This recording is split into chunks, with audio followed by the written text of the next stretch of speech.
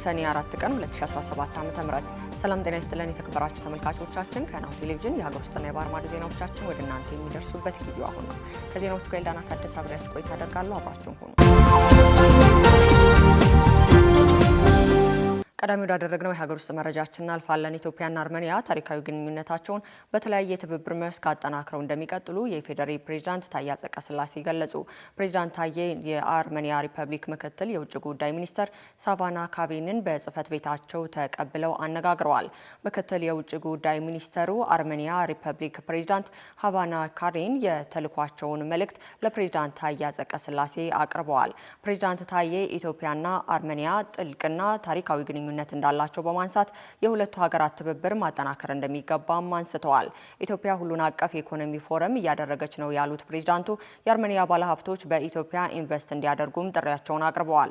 በውይይቱ ሁለቱ ሀገራት በኢኮኖሚ በባህልና በትምህርት ዘርፎች ያላቸውን ግንኙነት ማሳደግ በሚችሉበት ጉዳይ ላይም ተወያይተዋል። ምክትል የውጭ ጉዳይ ሚኒስተር ሳቫና በበኩላቸው አርሜኒያ ከኢትዮጵያ ጋር ያላትን ዘርፈ ብዙ የሁለትዮሽ ግንኙነት ወደ ላቀ ደረጃ ለማሸጋገር ቁርጠኝነታቸውን አረጋግጠዋል ተብሏል። ኢትዮጵያ በ2018 በጀት ዓመት ከፍተኛ ትኩረት የሚጠይቅ የገቢ ማሰባሰብ ስራ እንደሚያስፈልጋት ገንዘብ ሚኒስቴር አሳስቧል። የገንዘብ ሚኒስተር አቶ አህመድ ሽዴ የ2018 በጀት ዓመት ዝርዝር ሪፖርት ለሕዝብ ተወካዮች ምክር ቤት አቅርበዋል። በዚህም ኢትዮጵያ በ2018 በጀት ዓመት 8.9 በመቶ ኢኮኖሚዋን እድገት ታስመዘግባለች የሚል ግምት ስለመያዙ ዛሬ የበጀት መግለጫ ለሕዝብ ተወካዮች ምክር ቤት ያቀረበው የገንዘብ ሚኒስተሩ አቶ አህመድ ሽዴ ተናግረዋል። ለ2018 1.93 ትሪሊየን ብር በጀት መያዙን ይፋ ያደረገው ሚኒስተሩ ከዚህም ውስጥ 1.5 ትሪሊየን ብር ከሀገር ውስጥ ገቢና ከውጭ እርዳታ የሚገኙ ገቢ መሆናቸውን አስታውቋል። በተያዘው በጀት 417 ቢሊዮን ብር የበጀት ጉድለት ያለበት መሆኑ ታውቋል። የበጀት ድልድሉ ለአዲስ የመሰረተ ልማት ግንባታዎች የሚውልና የካፒታል በጀት አሶንስን የደለደለ ነው በሚል ከምክር ቤት አባላቱ ተደጋጋሚ ጥያቄ ቀርቦበታል። የገንዘብ ሚኒስተሩ አቶ አህመድ ሽዴ ባቀረቡት የ2018 በጀት ዓመት መግለጫ መንግስት 1.2 ትሪሊየን ብር ከሀገር ውስጥ ገቢ 282 ቢሊዮን ብር ከውጭ እርዳታ እንዲሁም ደግሞ ከውጭ እንዲሁም ከሀገር ውስጥ ብድር በድምሩ 1.5 ትሪሊየን ብር ገቢ ታሳቢ ያደረገ ነው ብለዋል።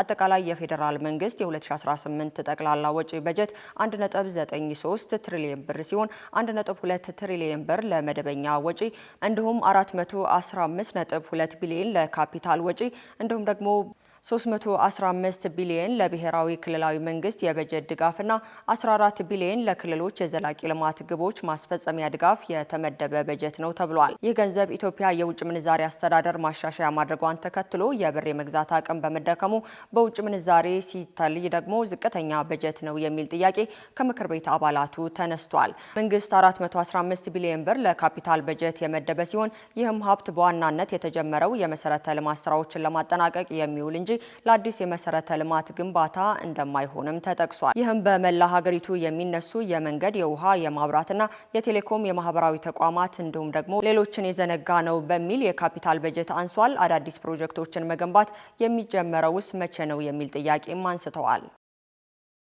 ሶስተኛው ሀገር አቀፍ የሰላም ጉባኤ በባህር ዳር ከተማ መካሄድ ጀምሯል። ሃይማኖት ሰላምን ለማስከበርና ለአብሮነት በሚል መሪ ሀሳብ ሶስተኛው ሀገር አቀፍ የሰላም ጉባኤ በባህር ዳር ከተማ በመካሄድ ላይ ይገኛል። የሰላም ጉባኤው የኢትዮጵያ ሃይማኖት ተቋሞች ጉባኤ ከአማራ ክልል የሃይማኖት ተቋማት ጉባኤ ጋር በመተባበር የተዘጋጀ ነው። በመድረኩ የአማራ ክልል ርዕሰ መስተዳደር አቶ አረጋ ከበደ፣ የክልሉ ምክር ቤት አፈ ጉባኤ ፈንቱ ተስፋዬን ጨምሮ የመንግስት የስራ ኃላፊዎችና ከክልሉ ሁሉም አካባቢዎች በሃይማኖት ተቋማትን የወከሉ የሃይማኖት አባቶች ተገኝተዋል። የሰላም ጉባኤው ከዛሬ ጀምሮ ለ2 ቀናት የሚቆይ ሲሆን ዘላቂ ሰላምን ለማጽናት የሚኖረው ሚና የላቀ ነውም ተብሏል።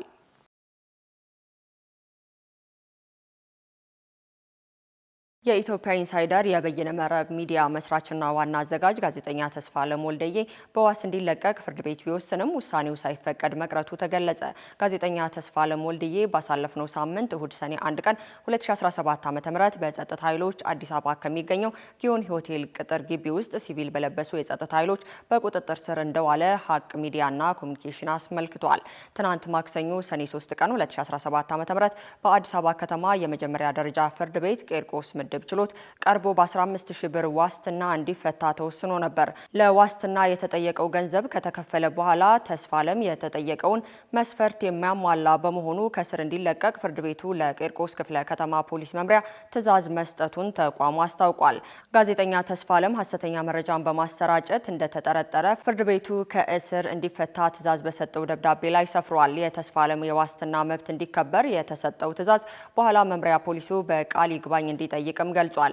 ይሁንና እስካሁን በይፋ ፍርድ ቤቱ የይግባኝ አልጠየቀም ሲል ሀቅ ሚዲያ ኮሙኒኬሽን ገልጿል። የተስፋለም ዋስትና እንዲከበር አስፈላጊውን ክፍያ ተፈጽሞ በፍርድ ቤት ለቂርቆስ ክፍለ ከተማ ፖሊስ መምሪያ የተጻፈ ደብዳቤ በሚመለከታቸው የፖሊስ መኮንኖች ሳይፈረም ቀርቷል ሲልም አስረድቷል። በዚህ ምክንያት ጋዜጠኛ ተስፋለም ወልደዬ በፍርድ ቤት የተረጋገጠለትን የዋስትና መብት አልተከበረለትም ሲል ይፋ አድርጓል። ተስፋለም ለእስር የተዳረገው ሐሰተኛ መረጃ በማሰራጨት ወንጀል ተጠርጥሮ እንደሆነ ያመላከተው ድርጅቱ የዋና አዘጋጅ እስር በኢትዮጵያ ኢንሳይደር ስራዎች ላይ ከፍተኛ ተጽዕኖ እንደሚያሳድር በመግለጽ በአስቸኳይ ተፈቶ ወደ ስራው እንዲመለስም ጥሪውን አቅርበዋል።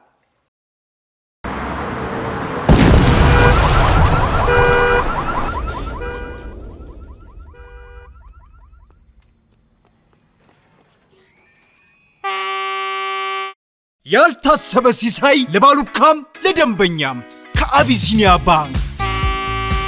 ይህ እጣ አይደለም፣ ቢዝነስ የሚደጉም ጉርሻ ነው። የቢዝነስ ባለቤቶች ክፍያዎችን በአቢሲኒያ ባንክ የክፍያ አማራጮች በመቀበል እስከ 1.6 ሚሊዮን ብር ጉርሻ ፈሱ።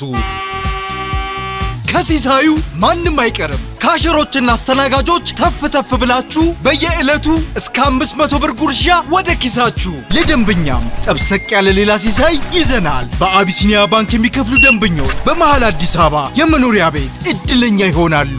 ማመን ቢከብድም ይህ ሁሉ ከአቢሲኒያ ባንክ። አቢሲኒያ የሁሉም ምርጫ። ደንብና ሁኔታዎች ተፈጻሚነት አላቸው። ምን አሰብክ ታዲያ? ዛሬ ላደርገው እኮ የምርህን ነው? አዎ። ታዲያ እዚህ ምን ትሰራለህ? ሂዳ ታዲያ። አንበሳ ታዲያ ቅና። አመሰግናለሁ።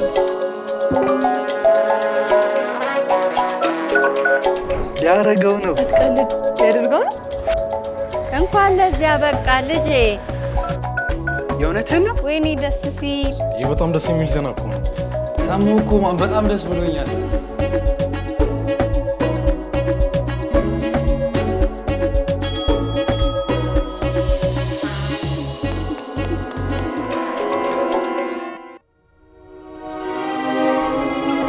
አገቢኛለሽ እኔ ቆንጆ። የትኛውንም አይነት የሳፋሪኮም ጥቅል ገዝተው ወደ ቴሌ በመደወል ያለ ሐሳብ ያውሩ። በተጨማሪም በሚገዙት እያንዳንዱ ጥቅል ተጨማሪ ጉርሻ ያገኙ። ሳፋሪኮም ኢትዮጵያ፣ በአብሮነት ወደፊት። ቀጥለናል። ከውጭ ወዳገኘናቸው መረጃዎች እናልፋለን። በሱዳን አስቸኳይ የምግብ እርዳታ እንደሚያስፈልግ ተገለጸ። በሱዳን እየተባባሰ ባለው ጦርነት በርካታ ዜጎች ለረሃብ በመጋለጣቸው ፈጣን የምግብ እርዳታ እንደሚያስፈልግ የዓለም የምግብ ፕሮግራም አስታውቋል። ለሚቀጥሉት 6 ወራት የአስቸኳይ የምግብና የገንዘብ ድጋፍ ለማድረግ ከ500 ሚሊዮን ዶላር በላይ እጥረት እንዳጋጠመውም አክሎ ገልጿል። በሀገሪቱ ከ2 ዓመት በላይ በዘለቀው አስከፊ ጦርነት በርካታ ዜጎች ለስደትና ለረሃብ ተዳርገዋል። በተጨማሪም የሀገሪቱ ጉዳይ የሆነው የኮሌራ ወረርሽኝ፣ ከባድ ዝናብና አውሎ ንፋስን መጋለጣቸውን ዘገባው ያመላክታል። በሱዳን ሰብአዊ ቀውስና አለመረጋጋት ከቀጠለው የስደተኞች ቁጥር በከፍተኛ ሁኔታ ሊጨምር እንደሚችል የተባበሩት መንግስታት ድርጅት አስጠንቅቋል። በመጨረሻም በአሜሪካና ቻይና መካከል ሲካሄድ የነበረው ውይይት የሁለቱ ሀገራት ፕሬዝዳንት እንዲያጸድቁት እቅድ በማውጣት መጠናቀቁ ተገልጿል። የዓለማችን ግዙፍ ኢኮኖሚ ባለቤት በሆኑት አሜሪካና ቻይና መካከል የተፈጠረው የንግድ ውጥረት ለማርገብ በመርህ ደረጃ ስምምነት ላይ መድረሳቸውን ቢቢሲ በዘገባው አስነብቧል። ውይይቱ የተጠናቀቀው በለንደን ለ2 ቀናት በሀገሪቱ ተወካዮች መካከል ከተደረገ በኋላ ነው። በዚህም ውይይት ላይ ቻይናን ለዓለማችን የቴክኖሎጂ ምርቶች ቁልፍ ግብዓት የሆኑ ተፈጥሯዊ ማዕድናችን ዋና አጀንዳ እንደነበረም ዘገባው ተጠቅሷል።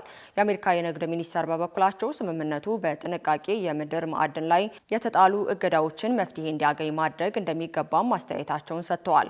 ሁለቱ ተደራዳሪ ወገኖች እቅዳቸውን ወደ ፕሬዚዳንት ዶናልድ ትራምፕና ሺጂንፒንግ ለማጽደቅም እንደሚሰሩም ተናግረዋል። ባለፈው ወር በዋሽንግተን እና በቤጂንግ በንግድ ታሪፍ ላይ ጊዜያዊ ስምምነት ላይ ተደርሶ እንደነበርም አይዘነጋም። ነገር ግን ሁለቱ ሀገራት ስምምነቱ ተጥሷል በማለት ለዚህም አንደኛው ሌላኛውን ሲከስ እንደነበርም ይታወሳል።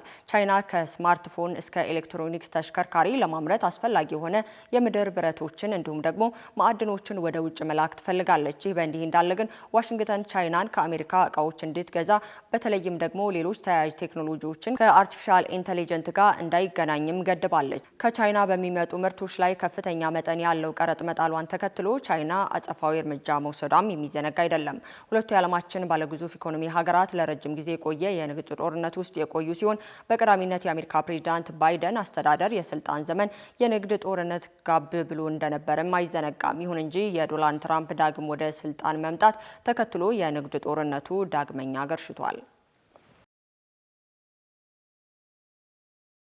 ከናሁ ቴሌቪዥን ለሰዓቱ ያዘላችሁ መረጃዎቻችን እስካሁን ይመስሉ ነበር። ከዜናዎቹ ከኤልዳና ታደሰ አብሬያችሁ ቆይታ አደረኩኝ።